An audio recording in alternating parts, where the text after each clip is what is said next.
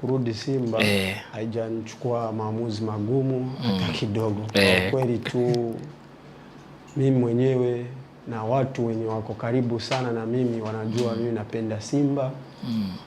Na hiyo imenisaidia sana kufanya maamuzi marahisi tu. Najua kurudi kwangu ilikuwa ngumu kidogo kwa sababu tayari nilikuwa na timu nyingine. Lakini kwa uwezo wa Mungu ilikuwa at least in a mutual way kwamba nimerudi Simba. Wana Simba wanatamani kuona mchango wako mkubwa kwenye mashindano ya ndani pamoja na yale ya kimataifa. Unajiona ukienda kutimiza hiyo kiu katika michuano ya ndani pamoja na ile ya kimataifa? Kweli wana Simba ni lazima wategemee kama hicho, na hiyo ndio sababu yenye itaweza kunipush mimi kuwekeza nguvu na effort alafu na discipline.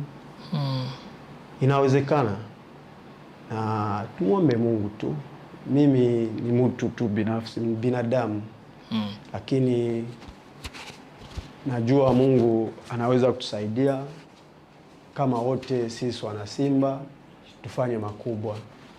Kwa hiyo inawezekana sana. Hapo mimi mara nyingi naomba niwafikishe ujumbe wa wana Simba kwamba waendelee kutuombea, wazidishe nguvu kwenye maombi.